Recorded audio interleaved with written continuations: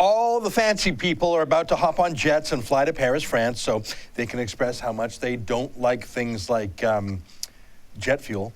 And one of the things we're going to hear a lot about is how we need to be more like Europeans when it comes to green energy. I mean, here's just one of a million examples I could show you. Here's a left-wing lobby group with a website called Climate Progress, and they're bragging a few months ago about how much better the Europeans are than we are here in North America. Look at their headline. Spain got 47% of its electricity from renewables in March was their headline. So we should be like them. If they can do it in Spain, why not us? The photo gets a little bit ghoulish. Let me read the photo caption. People visit the Santa Coloma cemetery outside Barcelona, Spain. The city council installed 462 solar panels on top of the grave niches. Sorry, how gross is that to turn a cemetery into like a solar power factory? That's just gross. But still, 47% of their electricity from solar and wind. That just proves that we can do it here too, right? I mean, Spain is amazing when it comes to green energy. They got a thriving solar power industry too. Here's their massive Solucar industrial complex where they develop cutting-edge technology. They're so amazing they can actually still get solar power in the dark, according to Reuters, and you know you can trust Reuters. And they're all getting rich off it. I mean, Abengoa, one of Spain's wealthiest companies, has set up solar plants all around the world, including as far away as South Africa. Gorgeous, modern, cutting-edge. Really, people, why can't we be more like them?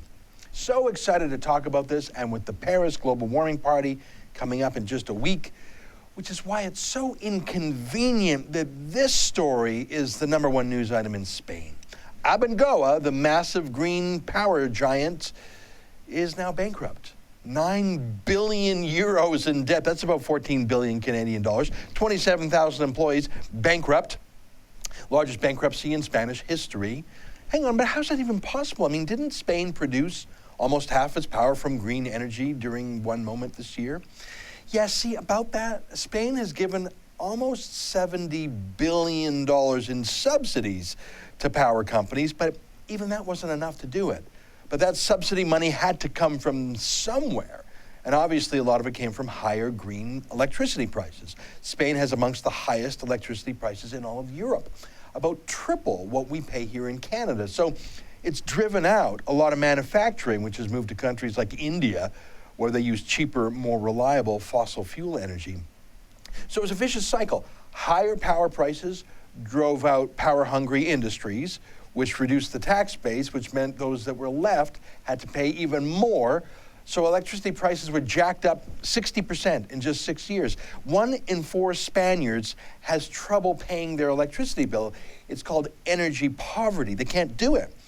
Or as Stéphane Dion would call it, the green shift, make electricity so expensive that it's a luxury to stop people from using power. Funny, to most Spaniards, that's just called being poor now.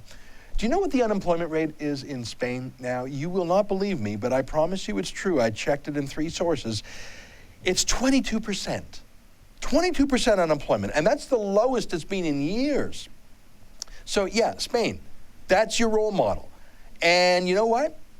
Ontario's Kathleen Wynne and now Alberta's Rachel Notley, they're actually following that example to a T. For TheRebel.media, I'm Ezra Levant.